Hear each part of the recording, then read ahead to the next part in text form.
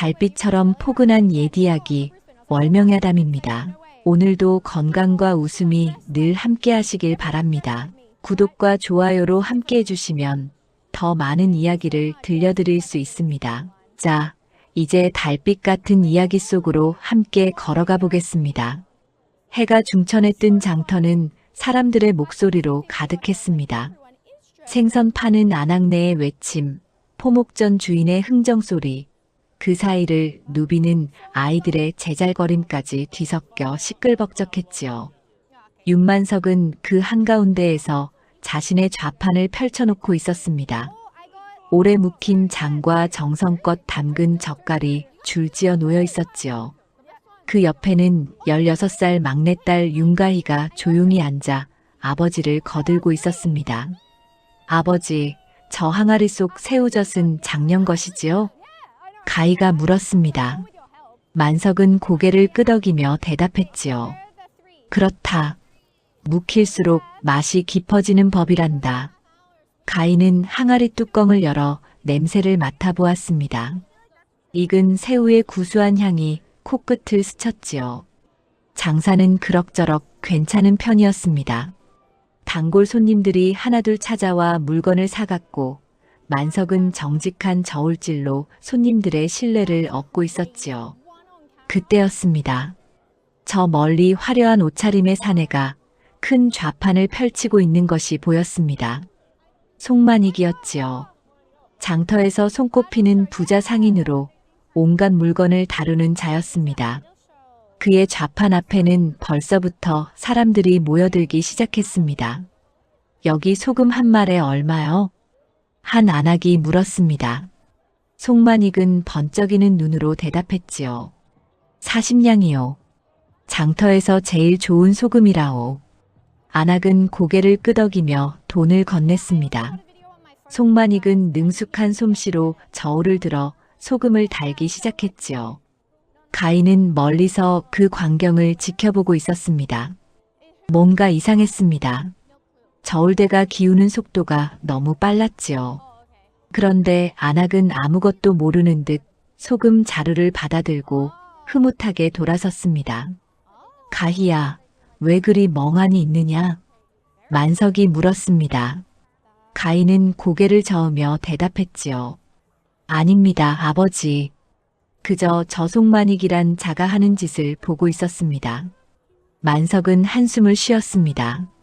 송만익 말이냐? 저자는 돈은 많이 벌지만 수단이 깨끗하지 못하다는 소문이 있단다. 하지만 증거가 없으니 아무도 뭐라 하지 못하지. 가희는 입술을 깨물었습니다. 뭔가 석연찮았지요. 해가 서쪽으로 기울 무렵 만석도 송만익에게서 물건을 사게 되었습니다. 집에서 쓸 쌀이 필요했던 것이지요. 쌀 2마를 주시오. 만석이 말했습니다. 송만익은 싹싹한 웃음을 지으며 대답했지요. 윤영감, 오랜만이요. 쌀 2마리면 100냥이요. 만석은 돈주머니를 꺼내 돈을 건넸습니다. 송만익은 저울을 들어 쌀을 달기 시작했지요. 가희는 그 모습을 유심히 지켜보았습니다. 저울추가 놓인 위치가 이상했습니다. 분명 한쪽으로 치우쳐 있었지요. 하지만 만석은 그것을 눈치채지 못한 채 쌀 자루를 받아들었습니다. 고맙소, 송영감. 만석이 인사했습니다. 송만익은 느긋하게 웃으며 대답했지요. 또 오시오, 윤영감. 언제든 환영이요. 집으로 돌아가는 길 가희는 쌀 자루를 들어보았습니다. 무게가 생각보다 가벼웠지요. 아버지, 이 쌀이 정말 2마리 맞습니까? 가희가 물었습니다. 만석은 고개를 갸우뚱하며 대답했지요. 송영감이 저울로 달아줬으니 맞겠지. 왜 그러느냐? 가희는 더 이상 말하지 않았습니다. 하지만 마음속으로는 확신하고 있었지요.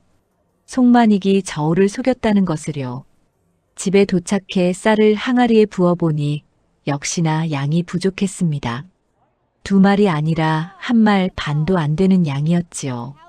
만석은 그제야 깨달았습니다. 이럴 수가. 내가 속은 개로구나. 가인은 조용히 말했습니다. 내일 다시 가서 따져야 하지 않겠습니까? 만석은 고개를 저었습니다. 증거가 없다. 저울로 달아준 것을 내가 확인했으니 누가 내 말을 믿겠느냐. 가인은 입술을 깨물었습니다. 이대로 당하고만 있을 수는 없었지요. 하지만 아버지 말대로 증거가 없었습니다. 송만익의 저울이 조작되었다는 것을 어떻게 증명할 수 있을까요? 가인은 밤새 궁리했습니다. 한편 장터 한쪽에서는 외지 상단의 하급 장부인 최영도가 그 모든 광경을 지켜보고 있었습니다. 영도는 상단의 물건을 팔러 이 장터에 온 참이었지요. 송만익의 저울질을 보면서 그도 뭔가 이상함을 느꼈습니다. 저울대의 움직임이 자연스럽지 않았지요. 하지만 그는 자신의 일이 아니라고 생각하며 그냥 지나쳤습니다. 그런데 윤만석의 막내딸이 계속 송만익을 주시하고 있는 것이 눈에 들어왔습니다. 저 어린 계집아이가 뭔가를 눈치챈 것일까요? 영도는 묘한 호기심이 생겼습니다. 저 아이가 과연 무엇을 알아차렸을지 궁금했지요. 밤이 깊어갔습니다. 가인은 잠들지 못하고 뒤척였습니다. 송만익의 저울질이 자꾸만 떠올랐지요. 저울추의 위치, 저울대가 기우는 속도, 그리고 송만익의 능숙한 손놀림까지. 분명 그 안에 속임수가 숨어 있었습니다. 가인은 마음속으로 다짐했습니다. 내일 장터에 다시 가서 송만익을 더 자세히 관찰해야겠다고요. 만석은 딸의 방에서 새어나오는 촛불을 보며 한숨을 쉬었습니다. 막내딸이 무슨 생각을 하고 있는지 짐작이 갔지요. 하지만 말리지 않았습니다. 가인은 어려서부터 남다른 구석이 있었으니까요. 남들이 보지 못하는 것을 보고 남들이 깨닫지 못하는 것을 깨달았지요. 혹시 이번에도 가희가 무언가를 해낼 수 있을지 모른다는 희망이 만석의 가슴 속에 살짝 피어올랐습니다. 다음 날 해가 뜨기 전 가희는 벌써 일어나 장터로 나갈 준비를 하고 있었습니다.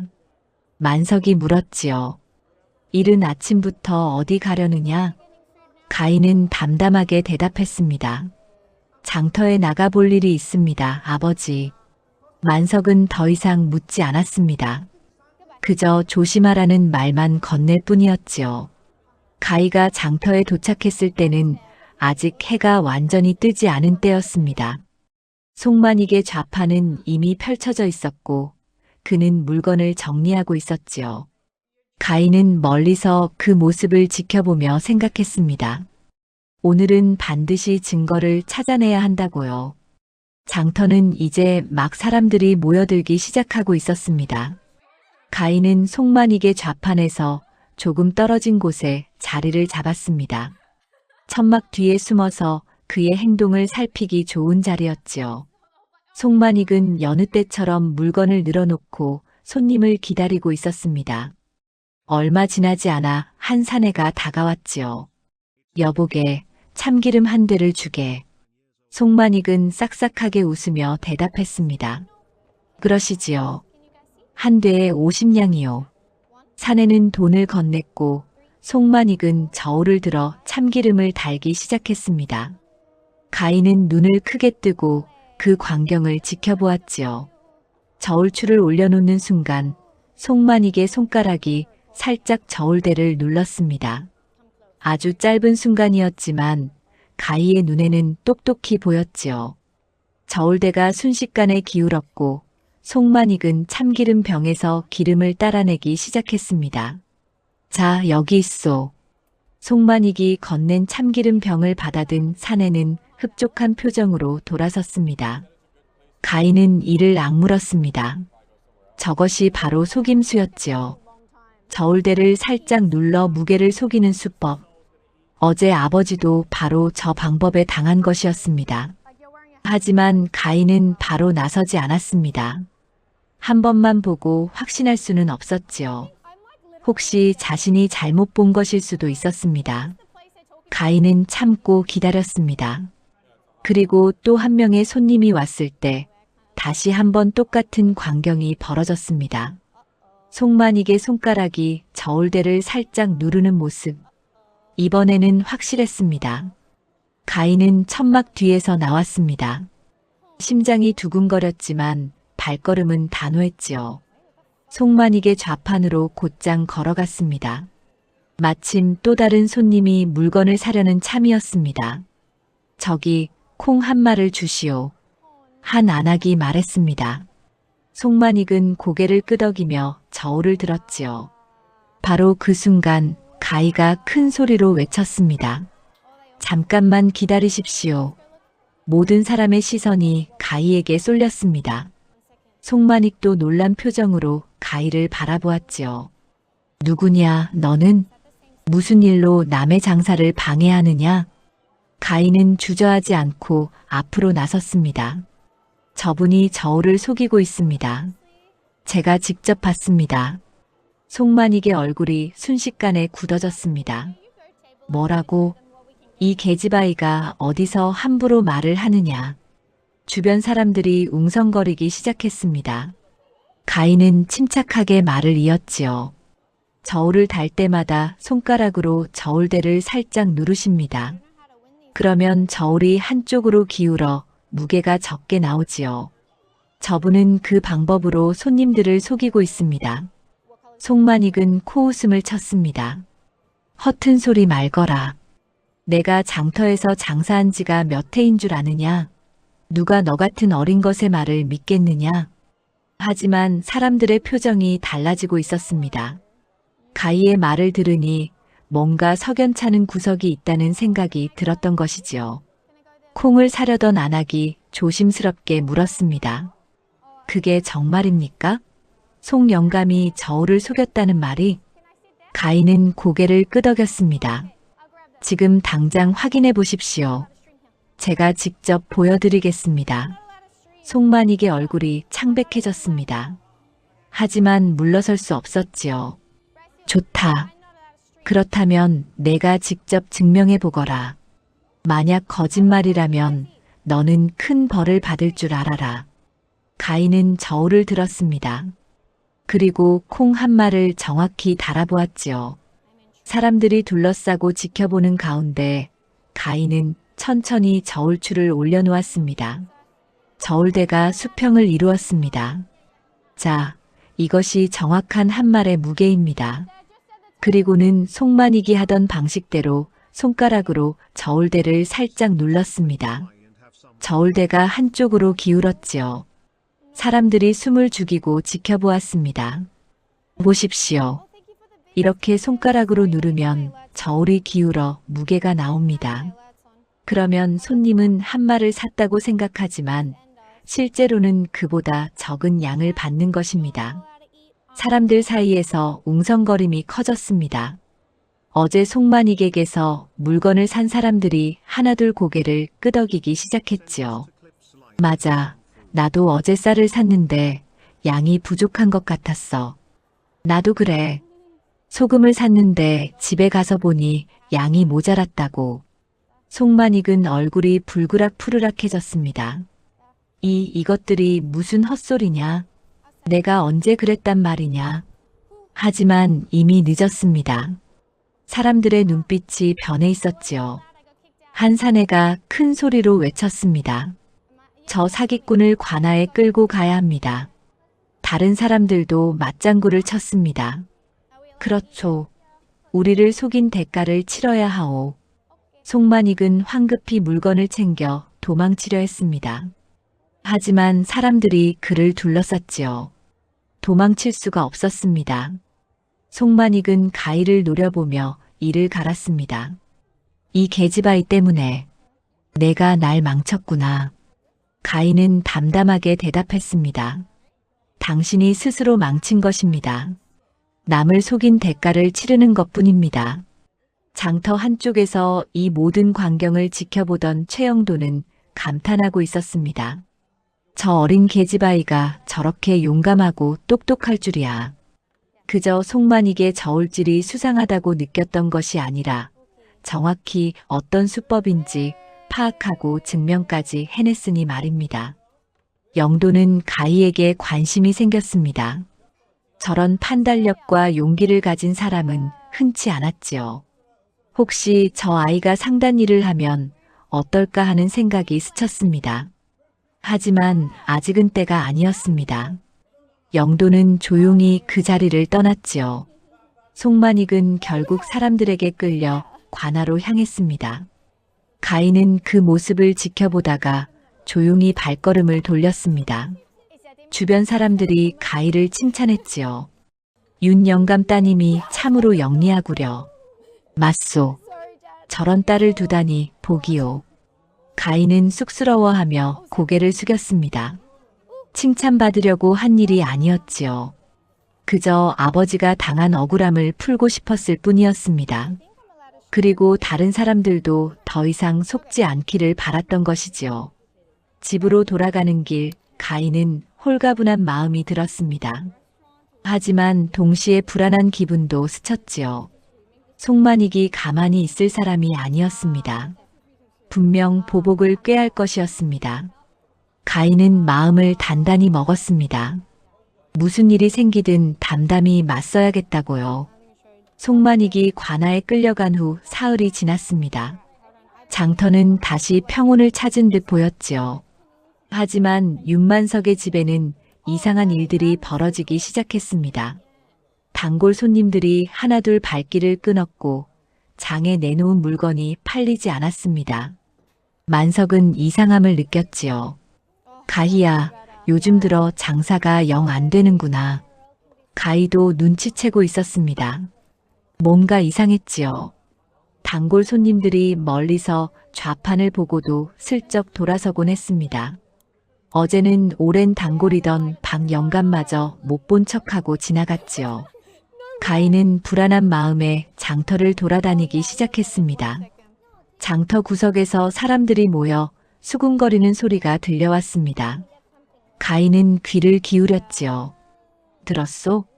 윤 영감이 파는 젓갈에서 이상한 냄새가 난다더군. 맞소. 나도 들었소. 누군가 상한 재료를 쓴다고 하더이다. 허긴 그렇게 싸게 팔 수 있는 게 이상하긴 했지. 가희는 주먹을 꽉 쥐었습니다. 모두 거짓말이었지요. 아버지는 언제나 정직하게 장사해왔습니다. 가장 신선한 재료만 골라 썼고 값도 정당하게 받았습니다. 하지만 소문은 이미 퍼져 있었습니다. 집으로 돌아온 가희는 아버지에게 말했습니다. 아버지, 누군가 일부러 소문을 퍼뜨리고 있습니다. 만석은 한숨을 쉬었습니다. 알고 있다. 송만익의 짓이겠지. 저자가 내게 앙심을 품은 모양이구나. 어떻게 해야 합니까? 그저 묵묵히 장사를 이어갈 뿐이다. 시간이 지나면 사람들도 진실을 알게 될 것이다. 하지만 상황은 나아지지 않았습니다. 오히려 더 나빠졌지요. 송만익은 관아에서 벌금만 내고 풀려났고 다시 장터에 나타났습니다. 그는 은근히 다른 상인들에게 압력을 넣기 시작했지요. 윤만석과 거래하는 상인들에게는 물건을 비싸게 팔고 거래를 끄는 상인들에게는 싸게 넘기는 시기였습니다. 며칠 후 만석이 평소 재료를 사던 소금 장수가 찾아왔습니다. 윤 영감, 미안하지만 앞으로 소금을 팔 수 없을 것 같소. 만석은 놀라 물었습니다. 무슨 말씀이요? 우리가 오래 거래해온 사이가 아니오? 소금 장수는 난처한 표정을 지었습니다. 송만익이 압력을 넣고 있소. 당신과 거래하면 자기는 물건을 팔지 않겠다고 하더이다. 나도 먹고 살아야 하지 않소? 만석은 아무 말도 할 수 없었습니다. 소금 장수가 돌아서자 다른 장수들도 하나둘 같은 말을 하며 발길을 끊었지요. 가희는 분노가 치밀어 올랐습니다. 이럴 수가 있습니까? 너무 비겁합니다. 만석은 딸을 진정시켰습니다. 가희야, 화내지 마라. 세상 일이 원래 그런 것이다. 아버지, 이대로 당하고만 있을 수는 없습니다. 가희는 뭔가 방법을 찾아야 한다고 생각했습니다. 하지만 송만익의 힘은 생각보다 강했지요. 그는 장터에서 손꼽히는 부자였고 많은 상인들과 연결되어 있었습니다. 혼자 힘으로는 어쩔 수 없는 상대였습니다. 그날 밤 가인은 골똘히 생각에 잠겼습니다. 누군가의 도움이 필요했지요. 그때 문득 한 사람이 떠올랐습니다. 박초임. 장터에서 점을 치는 노파였습니다. 초임은 장터의 모든 소문을 꿰뚫고 있기로 유명했지요. 사람들은 그녀가 점만 치는 게 아니라 온갖 정보를 모으고 있다고 수군거렸습니다. 다음 날 아침 가인은 박초임을 찾아갔습니다. 초임은 장터 구석진 곳에 작은 천막을 치고 앉아 있었지요. 주름진 얼굴에 날카로운 눈빛을 가진 할멈이었습니다. 무슨 일로 왔느냐, 윤낭자? 초임은 가인을 보자마자 알아보았습니다.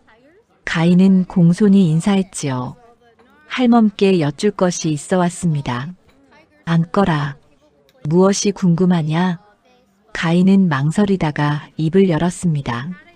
송만익이 저희 아버지를 괴롭히고 있습니다. 어떻게 하면 그를 막을 수 있을까요? 초임은 빙그레 웃었습니다. 내가 송만익을 망신 주었다는 소문은 나도 들었다. 그래서 안갚음을 하고 있구나. 예. 그런데 저희만으로는 힘이 부족합니다. 초임은 잠시 생각하더니 말했습니다. 송만익 말이냐? 저자는 욕심이 많은 놈이지. 욕심이 많으면 반드시 실수를 하는 법이다. 무슨 말씀이신지요? 곧 송만익이 큰 거래를 벌일 것이다. 그때가 바로 내가 움직여야 할 때란다. 가인은 놀라 물었습니다. 큰 거래라니요? 무슨 거래입니까? 초임은 신비로운 미소를 지었습니다. 그건 내가 직접 알아내야 할 일이다. 다만 한 가지만 말해주마. 송만익은 요즘 비단 장사를 준비하고 있다더구나. 비단이요? 그렇다. 하지만 그 비단이 진짜인지 가짜인지는 아무도 모른다. 내가 그 진실을 밝혀낸다면 송만익을 완전히 무너뜨릴 수 있을 것이다. 가인은 초임의 말을 곱씹었습니다. 비단 장사라. 송만익이 비단을 팔려고 한다는 것은 무슨 의미일까요? 초임은 더 이상 말하지 않았습니다. 이제 가거라. 시간이 많지 않다. 송만익이 거래를 시작하기 전에 움직여야 할 것이다. 가인은 깊이 절하고 천막을 나왔습니다. 마음이 복잡했지요. 초임의 말은 수수께끼 같았지만 뭔가 중요한 단서가 숨어 있는 것 같았습니다. 비단 장사. 가짜 비단. 가인은 그 말을 마음속에 새겼습니다. 집으로 돌아가는 길 가인은 장터를 유심히 살폈습니다. 송만익의 좌판 근처를 지나가면서 귀를 기울였지요. 마침 송만익이 누군가와 이야기하고 있었습니다. 이번 거래는 정말 큰 건입니다. 한양에서 온 비단이라 값도 비싸지만 물건은 확실하오. 정말 좋은 비단이요? 그럼요. 직접 보시면 아실 겁니다. 닷새 후에 물건이 들어올 예정이니 그때 다시 오시오. 가인은 숨을 죽이고 그 대화를 들었습니다. 닷새 후라. 그때까지 뭔가 준비를 해야 했습니다. 하지만 혼자서는 불가능했지요. 증거를 찾으려면 송만익의 속사정을 아는 사람이 필요했습니다. 그때 문득 최영도가 떠올랐습니다. 저번에 장터에서 자신을 지켜보던 그 외지 상단의 장부. 혹시 그가 도와줄 수 있지 않을까요? 상단 사람이라면 비단의 진위를 판별할 수 있을 것 같았습니다. 가인은 결심했습니다. 최영도를 찾아가 도움을 청해야겠다고요. 하지만 어떻게 그를 만날 수 있을까요? 가인은 장터를 돌아다니며 영도의 행방을 수소문하기 시작했습니다. 외지 상단의 장부라면 주막이나 여관에 머물고 있을 것이었습니다. 해가 기울 무렵 가인은 장터 근처 주막에서 최영도를 발견했습니다. 그는 혼자 밥을 먹고 있었지요. 가인은 용기를 내어 다가갔습니다. 저기 실례합니다. 영도는 고개를 들어 가희를 바라보았습니다. 낯익은 얼굴이었지요. 속만익의 저울 속임수를 밝혀낸 그 계집아이였습니다. 무슨 일이오? 가희는 조심스럽게 말했습니다. 도움을 청하고 싶습니다. 잠시 이야기 좀 나눌 수 있겠습니까? 영도는 잠시 망설이다가 고개를 끄덕였습니다. 앉으시오. 가희는 자리에 앉아 지금까지의 일을 설명했습니다. 속만익의 보복, 아버지의 어려움, 그리고 박초임에게 들은 비단 이야기까지. 영도는 말없이 듣고 있었지요. 가희의 이야기가 끝나자 영도는 잠시 생각하더니 입을 열었습니다. 내가 왜 당신을 도와야 하지요? 가희는 솔직하게 대답했습니다. 저는 그저 아버지를 돕고 싶을 뿐입니다. 혼자서는 할 수 없는 일이라 도움을 청하는 것입니다. 영도는 가희의 눈을 들여다보았습니다. 진심이 느껴졌지요. 그리고 무엇보다 저번에 속만익을 폭로했던 그 용기와 지혜가 마음에 들었습니다. 좋소. 도와주겠소. 가희의 얼굴이 환해졌습니다. 정말입니까? 다만 조건이 있소. 당신도 나를 도와야 하오. 무슨 도움입니까? 영도는 말했습니다. 나는 상단의 장부를 맡고 있소. 장터의 정보가 필요한데 당신은 이곳 사정을 잘 아는 것 같소. 서로 돕는 것이오. 가희는 고개를 끄덕였습니다. 알겠습니다. 그렇게 하겠습니다. 두 사람은 손을 맞잡았습니다. 이제 속만익을 무너뜨릴 준비가 시작되는 것이었지요. 닷새가 지나기 전 가희와 최영도는 속만익의 비단 거래를 파헤치기 위해 움직이기 시작했습니다. 영도는 상단 일을 하며 쌓은 경험으로 비단 거래의 허점을 찾아낼 수 있었지요. 하지만 증거가 필요했습니다. 단순히 의심만으로는 속만익을 무너뜨릴 수 없었지요. 비단 거래라면 반드시 장부 기록이 있을 것이오. 영도가 말했습니다. 두 사람은 주막 한 구석에 마주 앉아 작은 목소리로 이야기를 나누고 있었지요. 장부요? 그걸 어떻게 볼 수 있겠습니까? 가희가 물었습니다. 영도는 턱을 쓰다듬으며 생각에 잠겼습니다. 속만익은 혼자 장사하지 않소. 분명 밑에서 일하는 사람들이 있을 것이오. 그들 중 누군가가 장부를 관리하고 있을 거요. 그 사람을 찾아야 한다는 말씀이신가요? 그렇죠. 그리고 가능하다면 장부를 들여다봐야 하오. 가희는 고개를 끄덕였습니다. 하지만 쉬운 일이 아니었지요. 속만익 밑에서 일하는 사람들은 모두 그에게 충성했습니다. 돈을 잘 받기 때문이었지요. 그들이 쉽게 입을 열 리 없었습니다. 제가 알아보겠습니다. 가희가 말했습니다. 영도는 조금 놀란 표정을 지었지요. 혼자서 괜찮겠소? 예. 저는 이 장터에서 자랐습니다. 사람들을 찾아내는 것쯤은 할 수 있습니다. 영도는 가희의 단호한 눈빛을 보며 고개를 끄덕였습니다. 이 계집아이는 보통이 아니었지요. 겉으로는 조용해 보이지만 속으로는 강한 의지를 품고 있었습니다. 다음 날 가희는 장터를 돌아다니며 속만익 밑에서 일하는 사람들을 살펴보기 시작했습니다. 속만익의 좌판에는 늘 두세 명의 젊은이들이 물건을 나르고 정리하고 있었지요. 가희는 그들의 행동을 유심히 관찰했습니다. 그중 한 명이 눈에 들어왔습니다. 얼굴이 여윈 20 남짓한 청년이었지요. 다른 이들과 달리 그는 늘 장부를 들고 다니며 무언가를 적고 있었습니다. 속만익이 물건을 팔 때마다 그 청년이 장부에 기록하는 것이 보였지요. 저 사람이구나. 가희는 마음속으로 생각했습니다. 저 청년이 바로 장부를 관리하는 사람이었습니다. 이제 그에게 접근할 방법을 찾아야 했지요. 해질 무렵 청년은 속만익의 좌판을 떠나 골목길로 향했습니다. 가희는 조심스럽게 뒤를 따랐지요. 청년은 허름한 주막으로 들어갔습니다. 가희도 잠시 후 그 주막에 들어섰습니다. 청년은 구석 자리에 앉아 막걸리 한 사발을 시켜놓고 있었습니다. 가희는 주막 주인에게 조용히 물었지요. 저분은 누구입니까?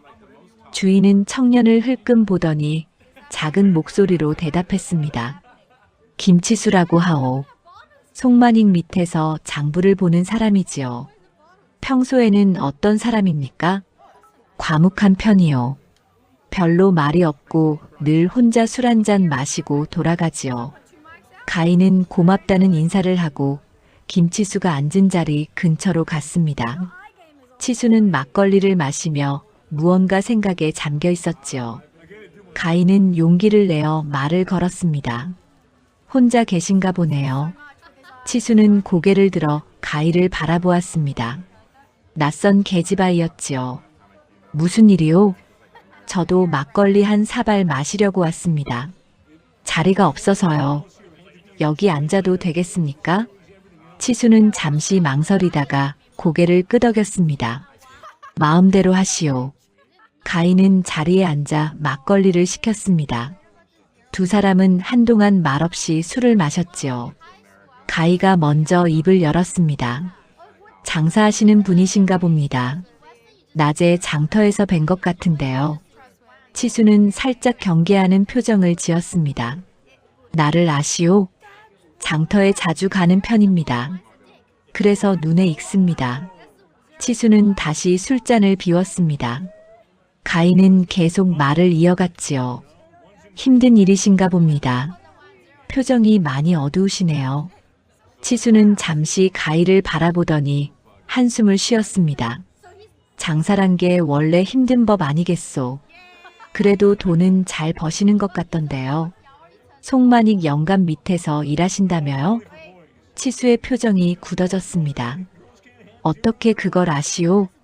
가희는 솔직하게 대답했습니다. 주인께 물어봤습니다. 송만익 영감은 장터에서 유명한 분이시니까요. 치수는 쓴웃음을 지었습니다. 유명하긴 하지. 나쁜 쪽으로 말이오. 가희는 귀가 번쩍 뜨였습니다. 혹시 치수도 송만익에게 불만이 있는 것일까요? 무슨 뜻입니까? 치수는 술잔을 내려놓으며 말했습니다. 아무것도 아니오. 그냥 하는 소리요. 하지만 가희는 느낄 수 있었습니다. 치수의 목소리에 분노가 섞여 있다는 것을요. 가희는 조심스럽게 물었습니다. 혹시 송만익 영감이 당신을 부당하게 대하는 것은 아닙니까? 치수는 가희를 똑바로 바라보았습니다. 대체 당신은 누구요? 왜 그런 것을 묻는 거요? 가희는 잠시 망설였습니다. 하지만 솔직하게 말하는 것이 나을 것 같았지요. 저는 윤만석의 딸 가희입니다. 송만익에게 억울한 일을 당했습니다. 치수의 눈빛이 흔들렸습니다. 윤만석의 딸이라고요? 그렇다면 당신이 저울 속임수를 밝혀낸 그 계집아이로군요. 예, 맞습니다.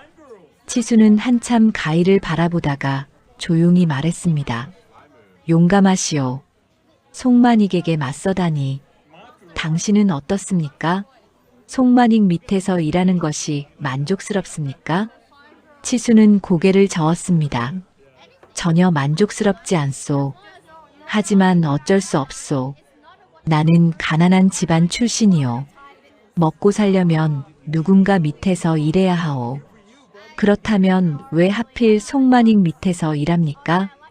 치수는 쓴웃음을 지었습니다. 처음에는 몰랐소. 송만익이 그렇게 비열한 사람인 줄. 나는 그저 장부나 보는 일을 한다고 생각했소.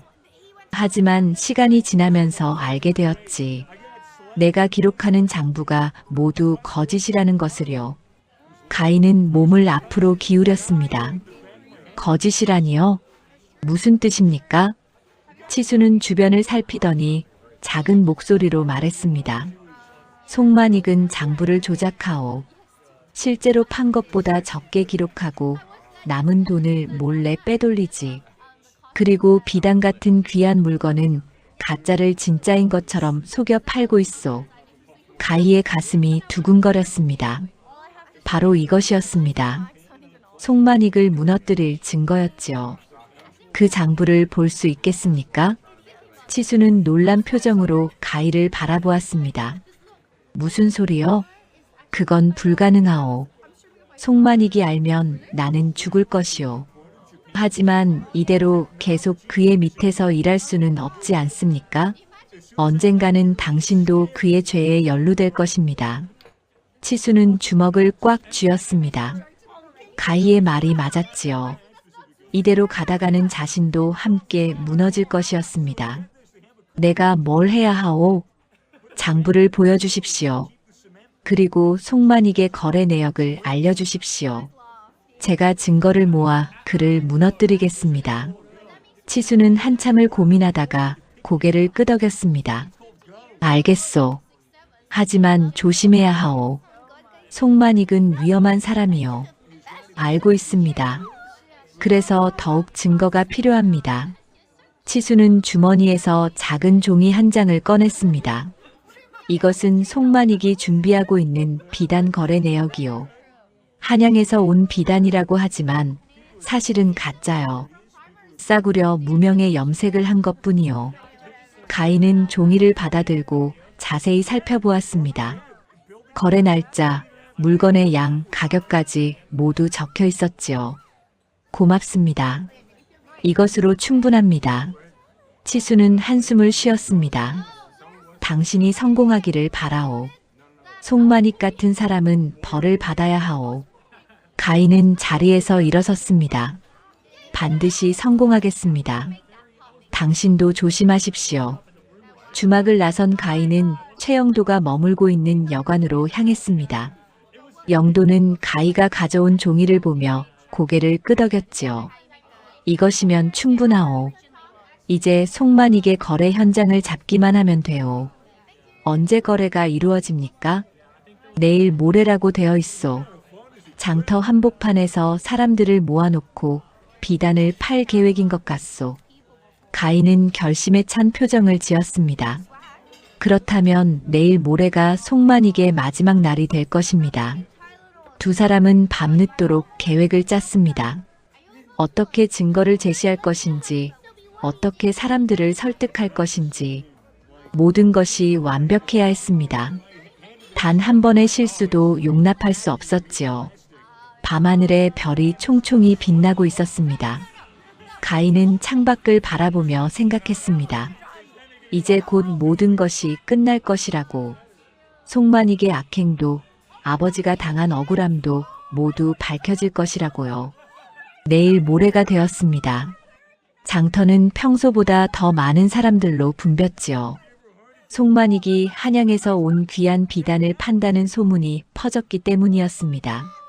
사람들은 저마다 좋은 자리를 차지하려고 송만익의 좌판 앞으로 모여들었습니다. 송만익은 화려한 옷을 차려입고 좌판 앞에 서 있었습니다. 그의 얼굴에는 자신감이 가득했지요. 옆에는 김치수가 장부를 들고 서 있었고 다른 젊은이들이 커다란 보따리를 나르고 있었습니다. 여러분, 오늘 제가 귀한 물건을 가져왔습니다. 송만익의 목소리가 장터에 울려 퍼졌습니다. 사람들의 시선이 일제히 그에게 쏠렸지요. 한양에서 직접 가져온 비단입니다. 이런 비단은 이 장터에서 처음 보실 겁니다. 젊은이들이 보따리를 풀자 화려한 색깔의 비단이 드러났습니다. 붉은색, 파란색, 노란색. 햇빛을 받아 반짝이는 비단을 보고 사람들은 감탄을 흘렸지요. 와, 정말 고운 비단이로구나. 저런 비단이라면 홀레복을 지어도 되겠어. 송만익은 흡족한 표정으로 사람들의 반응을 지켜보았습니다. 그때였습니다. 사람들 사이를 헤치고 가희가 앞으로 나섰지요. 그 뒤로 최영도가 따라왔습니다. 잠깐만 기다리십시오. 가희의 목소리가 장터에 울려 퍼졌습니다. 사람들이 놀라 가희를 돌아보았지요. 송만익의 얼굴이 굳어졌습니다. 또 너냐? 이번에는 무슨 짓을 하려는 게냐? 가인은 당당하게 송만익을 바라보았습니다. 이 비단은 가짜입니다. 사람들 사이에서 웅성거림이 일었습니다. 송만익은 얼굴이 붉어지며 소리쳤지요. 무슨 헛소리냐? 내가 직접 한양에서 가져온 비단이다. 정말 그렇습니까? 그렇다면 증거를 보여주십시오. 최영도가 앞으로 나서며 말했습니다. 그는 품에서 종이 한 장을 꺼냈지요. 이것은 당신의 장부 기록입니다. 여기에는 한양이 아니라 근처 마을에서 싸구려 무명을 사들였다고 적혀 있습니다. 송만익의 얼굴이 창백해졌습니다. 그건 어디서 난 것이냐? 김치수가 앞으로 나섰습니다. 그의 손도 떨리고 있었지만 목소리는 단호했지요. 제가 드린 것입니다. 저는 송만익의 장부를 관리하던 사람입니다. 이 비단은 가짜입니다. 싸구려 무명의 염색을 한 것뿐입니다. 사람들의 웅성거림이 더욱 커졌습니다. 송만익은 김치수를 노려보았지요. 이 배신자 같은 놈, 내가 감히. 저는 더 이상 거짓말을 할 수 없습니다. 당신은 사람들을 속이고 있습니다. 가희가 비단을 집어들었습니다. 이 비단이 진짜인지 가짜인지 확인하는 방법이 있습니다. 무슨 방법이냐? 송만익이 떨리는 목소리로 물었습니다. 가희는 비단 한 조각을 잡아당겼지요. 진짜 비단이라면 쉽게 찢어지지 않아야 했습니다. 하지만 가희의 손에서 비단은 쉽게 찢어졌습니다. 보십시오. 진짜 비단이라면 이렇게 쉽게 찢어지지 않습니다. 최영도가 말을 이었습니다. 그리고 진짜 비단은 물에 담가도 색이 빠지지 않습니다. 하지만 이것은 영도는 미리 준비해 온 물그릇에 비단 조각을 담갔습니다. 순식간에 물이 붉게 물들었지요. 염료가 풀린 것이었습니다. 이것은 싸구려 무명의 염료를 칠한 가짜입니다. 사람들은 충격에 빠졌습니다. 그들은 비싼 값을 치르고 가짜 비단을 살 뻔했던 것이지요. 이럴 수가. 송만익이 우리를 속이려 했구나. 저런 사기꾼을 가만둘 수 없다. 송만익은 황급히 도망치려 했습니다. 하지만 사람들이 그를 둘러쌌지요. 어디로 가려는 게냐? 가희는 다시 말했습니다. 그뿐만이 아닙니다. 송만익은 저울을 속인 것도 모자라 장부를 조작하고 가짜 물건을 팔았습니다. 그리고 다른 상인들을 협박하여 우리 아버지의 장사를 방해했습니다. 최영도가 또 다른 종이를 꺼냈습니다. 이것은 송만익이 그동안 조작한 장부 기록입니다. 실제로 판 것보다 적게 기록하고 차액을 빼돌렸습니다. 그 액수가 무려 1000냥이 넘습니다. 사람들의 분노가 폭발했습니다. 저런 놈을 당장 관아에 끌고 가야 한다. 맞소. 우리가 당한 피해를 모두 갚아야 하오. 송만익은 무릎을 꿇었습니다. 잠깐만 기다려 주시오. 내가 잘못했소. 용서해 주시오. 하지만 아무도 그의 말을 듣지 않았습니다. 사람들은 송만익을 붙잡아 관아로 끌고 가기 시작했지요. 가희는 그 광경을 조용히 지켜보았습니다. 마음이 홀가분했지요. 드디어 아버지가 당한 억울함을 풀었습니다. 그리고 장터 사람들도 더 이상 속지 않게 되었지요. 최영도가 가희에게 다가왔습니다. 수고했소. 당신 덕분에 악인을 벌할 수 있었소. 가희는 고개를 저었습니다. 아닙니다. 당신과 김치수가 없었다면 불가능한 일이었습니다. 김치수도 다가와 깊이 절했습니다. 고맙습니다. 당신 덕분에 저도 송만익의 굴레에서 벗어날 수 있었습니다. 이제 어떻게 하실 생각입니까? 가희가 물었습니다. 김치수는 잠시 생각하더니 대답했지요. 정직하게 살고 싶습니다. 다시는 나쁜 사람 밑에서 일하지 않을 것입니다. 그렇다면 우리 아버지를 도와주시겠습니까? 장부를 볼 사람이 필요합니다. 김치수의 얼굴이 환해졌습니다. 정말입니까? 제가 도와드려도 되겠습니까? 물론입니다. 당신은 정직한 사람입니다. 우리 아버지도 기뻐하실 것입니다. 사람들이 하나둘 가희에게 다가와 인사했습니다. 윤 영감 따님, 정말 고맙소. 당신 덕분에 우리가 속지 않았소. 과연 윤 영감의 딸답소. 가희는 쑥스러워하며 인사를 받았습니다. 그때 멀리서 윤만석이 걸어오는 것이 보였지요. 만석은 장터에서 일어난 일을 전해 듣고 달려온 것이었습니다. 가희야. 만석이 딸을 꼭 끌어안았습니다. 아버지, 내가 해냈구나. 송만익을 무너뜨렸다니. 아버지께서 억울하게 당하신 것을 그냥 둘 수 없었습니다. 만석은 눈시울이 붉어졌습니다. 고맙다, 가희야. 내가 너 같은 딸을 두어 얼마나 다행인지 모른다. 최영도가 만석에게 인사했습니다. 윤 영감, 따님은 정말 똑똑하십니다. 제가 평생 본 사람 중에서 가장 지혜로운 분입니다. 만석은 고개를 끄덕이며 말했습니다. 과찬이십니다. 하지만 당신께서 도와주지 않았다면 불가능한 일이었을 것입니다. 고맙습니다. 아닙니다. 오히려 제가 많은 것을 배웠습니다. 장터는 다시 활기를 되찾았습니다. 송만익이 사라지자 장터 분위기가 밝아졌지요. 사람들은 이제 속지 않고 장사할 수 있다는 안도감에 웃음을 터뜨렸습니다. 해가 서쪽으로 기울어갈 무렵 가희는 장터를 둘러보았습니다.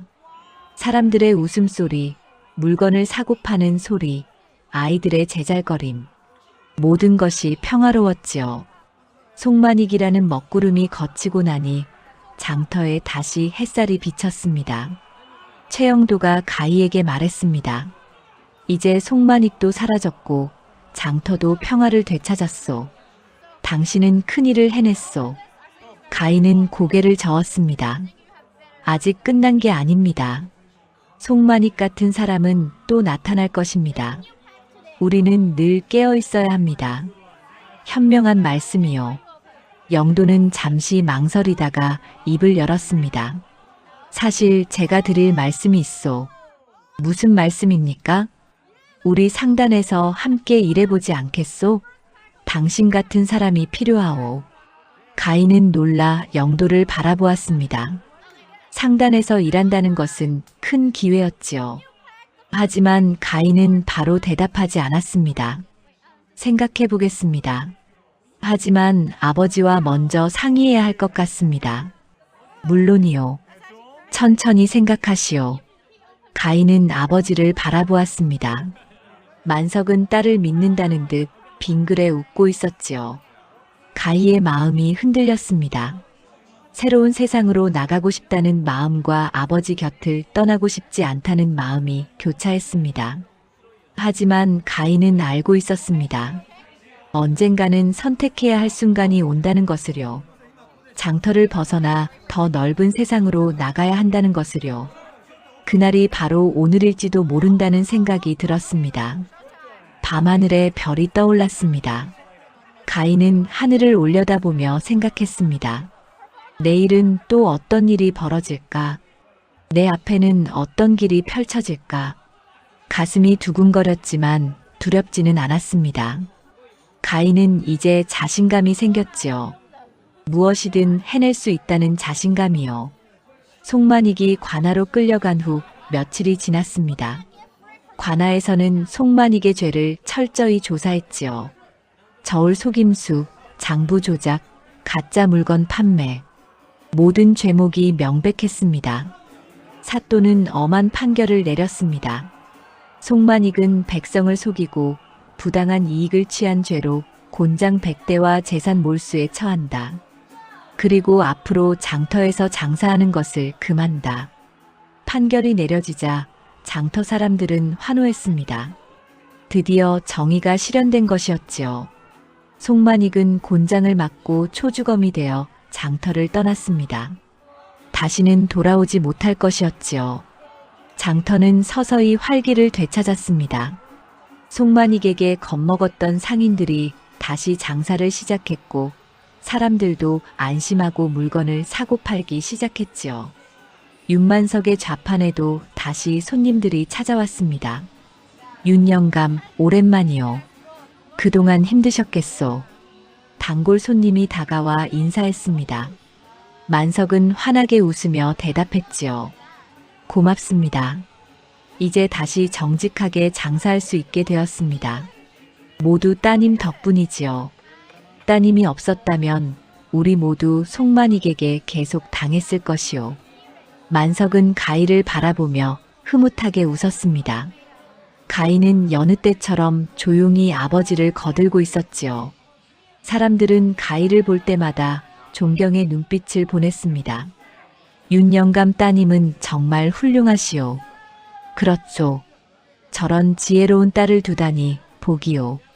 가희는 쑥스러워하며 고개를 숙였습니다. 칭찬받는 것이 익숙하지 않았지요. 하지만 마음 한편으로는 뿌듯함도 느꼈습니다. 아버지가 억울하게 당한 일을 풀었고 장터 사람들을 도왔으니까요. 며칠 후 관아에서 사람이 찾아왔습니다. 송만익에게서 몰수한 재산을 피해자들에게 돌려준다는 소식이었지요. 장터 사람들은 줄을 서서 자신이 당한 피해액을 신고했습니다. 관아는 장부 기록을 바탕으로 정확히 계산하여 돌려주었습니다. 윤만석도 피해액을 돌려받았습니다. 송만익에게 속아 잃었던 돈이었지요.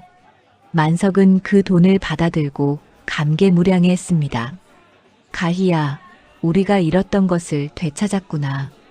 예, 아버지. 이제 다시 시작할 수 있습니다. 만석은 딸의 손을 꼭 잡았습니다. 내가 아니었다면 불가능한 일이었다. 정말 고맙다. 장터에는 새로운 변화가 일어났습니다. 송만익이 사라지자 다른 상인들도 정직하게 장사하기 시작했지요. 저울을 속이거나 물건을 속이는 일이 없어졌습니다. 사람들은 안심하고 장을 볼 수 있게 되었습니다. 김치수는 윤만석 밑에서 장부를 관리하기 시작했습니다. 그는 정직하게 일했고 만석도 그를 신뢰했지요. 치수야, 고맙다. 내가 도와주니 일이 훨씬 수월하구나. 아닙니다, 윤영감. 제가 더 감사합니다. 정직한 분 밑에서 일할 수 있어서 행복합니다. 치수는 송만익 밑에서 일할 때와는 달리 얼굴이 밝아졌습니다. 더 이상 거짓말을 하지 않아도 되었고 떳떳하게 일할 수 있었지요. 어느 날 저녁 최영도가 윤만석의 집을 찾아왔습니다. 가희와 만석은 그를 반갑게 맞았지요. 어서 오십시오. 무슨 일로 오셨습니까? 만석이 물었습니다. 영도는 자리에 앉으며 말했습니다. 사실 가희에게 드릴 말씀이 있어서 왔습니다. 가희가 고개를 들어 영도를 바라보았습니다. 영도는 진지한 표정으로 말을 이었지요. 저번에도 말씀드렸지만 우리 상단에서 함께 일하지 않겠습니까? 가희 같은 사람이 절실히 필요합니다. 만석은 잠시 놀란 표정을 지었습니다. 상단에서 일한다는 것은 큰 기회였지요. 하지만 동시에 딸과 떨어져야 한다는 의미이기도 했습니다. 그건 만석이 말을 잇지 못하자 가희가 입을 열었습니다. 제게 시간을 주십시오. 생각해보고 답을 드리겠습니다. 영도는 고개를 끄덕였습니다. 물론입니다. 천천히 생각하십시오. 하지만 한 가지만 말씀드리고 싶습니다. 무엇입니까? 가희, 당신은 이 작은 장터에 머물 사람이 아닙니다. 더 넓은 세상에서 더 많은 일을 할 수 있습니다. 당신의 재능을 썩히기에는 너무 아깝습니다. 영도의 말이 끝나자 방 안에 침묵이 흘렀습니다. 가희는 가슴이 두근거렸지요. 영도의 말이 맞았습니다. 가희도 늘 느끼고 있었습니다. 이 장터가 전부가 아니라는 것을요. 영도가 떠나고 나서 가희는 아버지와 마주 앉았습니다. 만석은 딸의 손을 잡으며 말했지요. 가희야, 내 마음이 어떠하냐? 아버지, 저는 잘 모르겠습니다. 새로운 세상으로 나가고 싶은 마음도 있지만 아버지 곁을 떠나고 싶지 않습니다. 만석은 부드럽게 웃었습니다. 가희야, 자식은 언젠가 부모 곁을 떠나야 하는 법이다. 그것이 자연스러운 일이란다. 하지만 아버지, 괜찮다. 나는 이제 치수도 있고 장사도 안정되었다. 내가 없어도 잘 살아갈 수 있단다. 가희의 눈시울이 붉어졌습니다. 아버지께서 허락하신다면 저는 가고 싶습니다. 더 넓은 세상을 보고 싶습니다. 만석은 딸을 꼭 끌어안았습니다. 그래, 가거라. 내 꿈을 펼쳐라. 아비는 언제나 내 편이란다. 고맙습니다, 아버지. 다음 날 가희는 최영도를 찾아갔습니다. 영도는 여관 마당에서 말에게 여물을 주고 있었지요. 결정하셨습니까? 영도가 물었습니다. 가희는 고개를 끄덕였습니다. 예, 가겠습니다. 상단에서 일하고 싶습니다. 영도의 얼굴에 환한 미소가 번졌습니다. 잘 결정하셨습니다. 후회하지 않을 것입니다. 언제 떠납니까? 사흘 후입니다. 그때까지 준비하십시오. 가희는 집으로 돌아와 짐을 꾸리기 시작했습니다. 많은 것이 필요하지 않았지요. 옷 몇 벌과 책 몇 권이면 충분했습니다. 가희는 어머니의 비녀를 꺼내 들었습니다. 어렸을 때 돌아가신 어머니가 남긴 유일한 물건이었지요.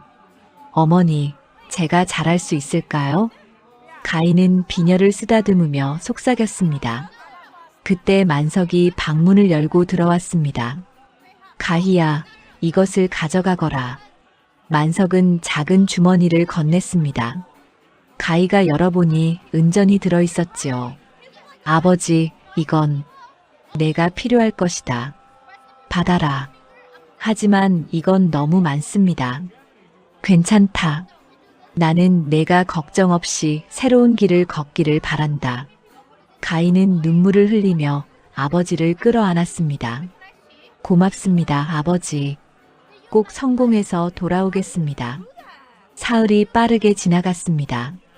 떠나는 날 아침, 장터 사람들이 모두 가희를 배웅하러 나왔습니다. 박초인도 그 자리에 있었지요.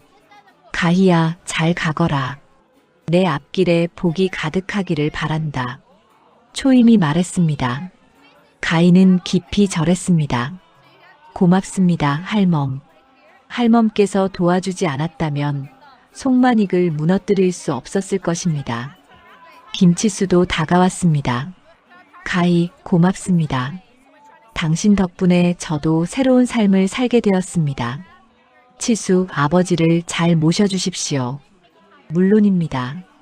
걱정하지 마십시오. 장터 사람들이 하나둘 작별 인사를 건넸습니다.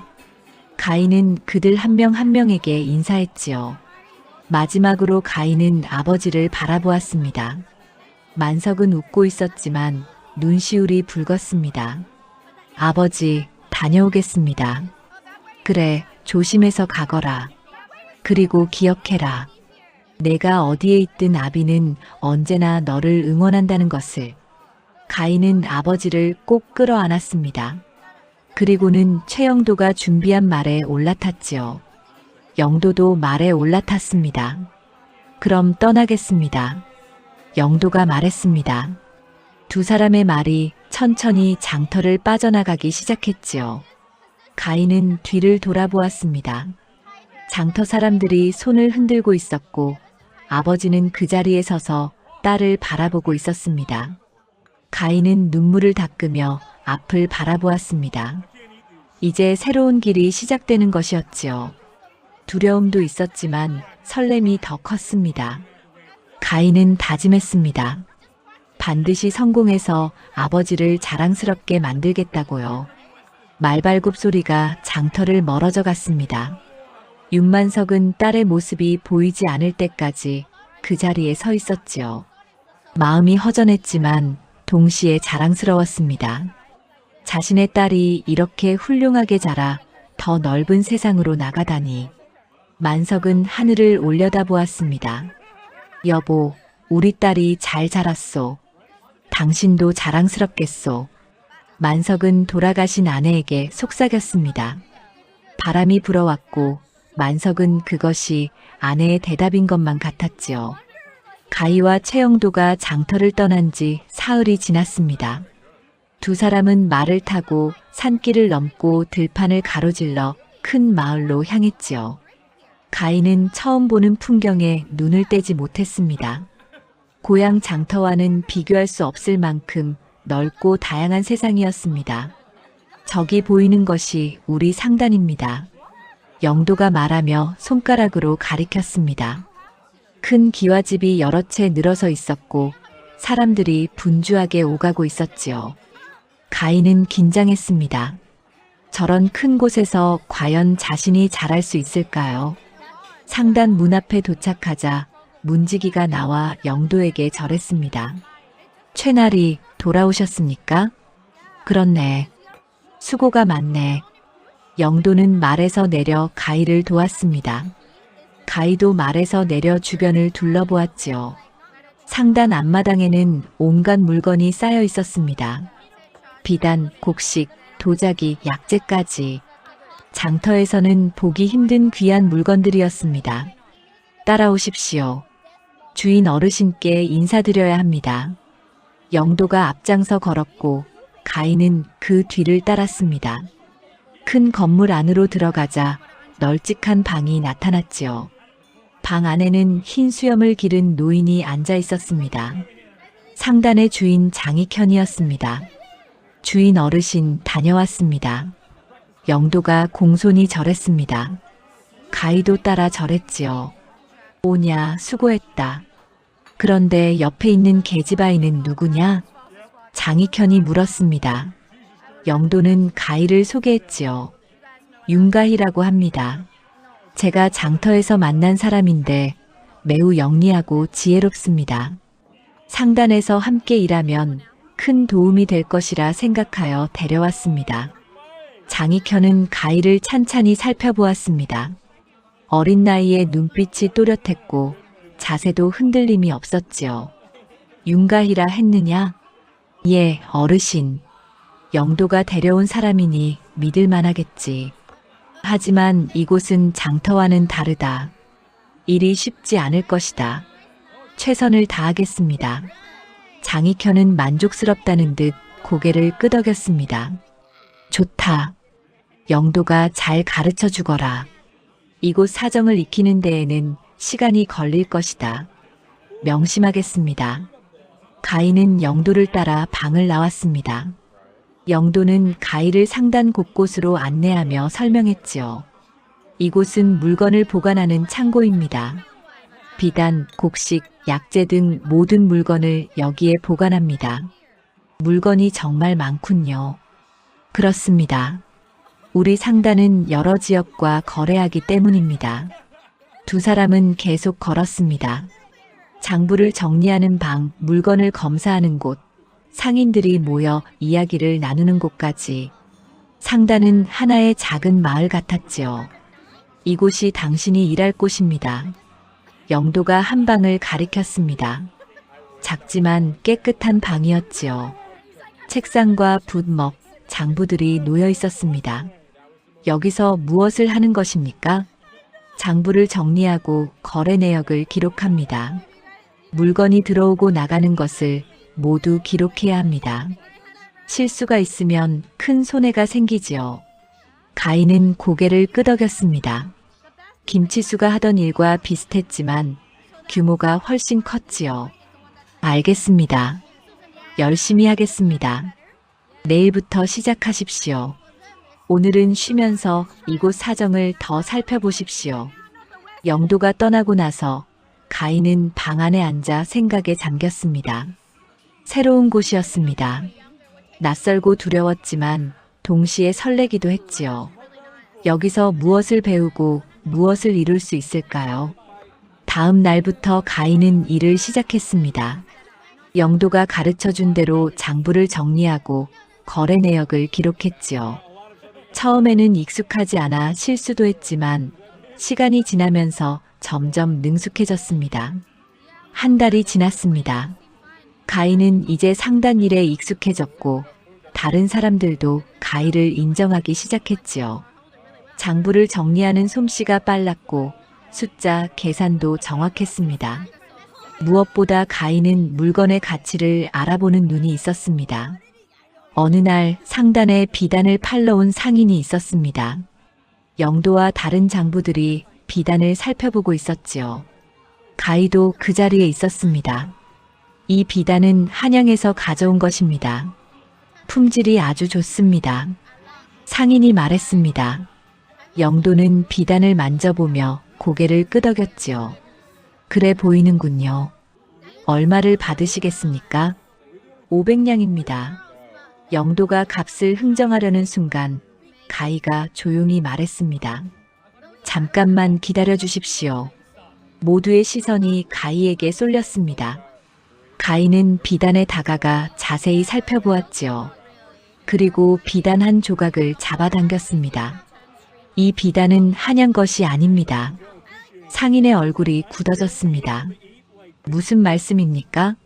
제가 직접 한양에서 가져온 것입니다. 가인은 침착하게 설명했습니다. 한양 비단은 결이 이보다 더 곱습니다. 그리고 색이 이렇게 쉽게 바래지 않습니다. 이것은 지방에서 만든 비단입니다. 영도가 비단을 다시 자세히 살펴보았습니다. 가희의 말이 맞았지요. 색깔이 조금 불균일했고 결도 한양 비단만큼 곱지 않았습니다. 정말 그렇군요. 이것은 한양 비단이 아닙니다. 영도가 말했습니다. 상인은 당황하며 말을 더듬었지요. 그건 제가 착각한 모양입니다. 거짓말은 좋지 않습니다. 다시는 이런 일이 없도록 하십시오. 영도가 단호하게 말했습니다. 상인은 황급히 비단을 챙겨 떠났지요. 영도는 가희를 바라보며 감탄했습니다. 어떻게 알았습니까? 고향 장터에서 속만이게 가짜 비단을 보았기 때문입니다. 진짜와 가짜를 구별하는 법을 배웠습니다. 대단합니다. 당신이 없었다면 우리가 속을 뻔했습니다. 그날 이후로 가희의 평판은 상단 안에서 더욱 높아졌습니다. 사람들은 가희를 눈 밝은 계집아이라고 부르기 시작했지요. 장익현도 가희의 능력을 인정했습니다. 영도, 자네가 좋은 사람을 데려왔군. 감사합니다, 주인 어르신. 앞으로 중요한 거래에는 가희도 참여시키도록 하게 명심하겠습니다. 가희는 점점 더 많은 일을 맡게 되었습니다. 단순히 장부를 정리하는 것뿐만 아니라 거래 현장에도 참여했지요. 물건의 진위를 가리고 적정 가격을 판단하는 일까지 가희의 역할은 점점 커졌습니다. 어느 날 저녁 가희는 자신의 방에서 촛불을 켜고 앉아 있었습니다. 고향에서 가져온 어머니의 비녀를 꺼내들었지요. 그리고 아버지를 떠올렸습니다. 아버지는 잘 지내고 계실까요? 장사는 잘 되고 계실까요? 가희. 문 밖에서 영도의 목소리가 들렸습니다. 가희는 비녀를 다시 넣고 문을 열었지요. 무슨 일입니까? 주인 어르신께서 부르십니다. 가희는 영도를 따라 장익현의 방으로 갔습니다. 장익현은 차를 마시고 있었지요. 앉아라. 가희는 공손히 앉았습니다. 장익현은 찻잔을 내려놓으며 말했습니다. 자네가 온 지 2달이 지났군. 그동안 일을 잘해주었네. 과찬이십니다, 어르신. 아니네. 사실대로 말하는 것일 뿐이네. 자네는 남다른 재능이 있어. 장익현은 잠시 말을 멈추었다가 계속 말했습니다. 이제 자네에게 더 큰 일을 맡기려 하네. 다른 고을로 가서 거래를 성사시키는 일이네. 어떤가 할 수 있겠는가? 가희는 잠시 놀랐지만 곧 대답했습니다. 최선을 다하겠습니다. 좋네. 영도가 함께 갈 것이네. 걱정하지 말게. 가희는 절을 하고 방을 나왔습니다. 가슴이 두근거렸지요. 다른 고을로 간다는 것은 더 넓은 세상을 본다는 의미였습니다. 가인은 설렘과 긴장이 교차하는 것을 느꼈습니다. 그날 밤 가인은 박초임의 말을 떠올렸습니다. 내가 가는 길이 곧 복이다. 초임의 말이 맞았습니다. 가인가 선택한 길은 옳았지요. 이곳에서 가인은 성장하고 있었습니다. 배우고 경험하며 조금씩 더 큰 사람이 되어가고 있었습니다. 창밖으로 달빛이 들어왔습니다. 가인은 창가에 서서 밤하늘을 올려다보았지요. 저 하늘 아래 어딘가에 아버지가 계실 것입니다. 가인은 속삭였습니다.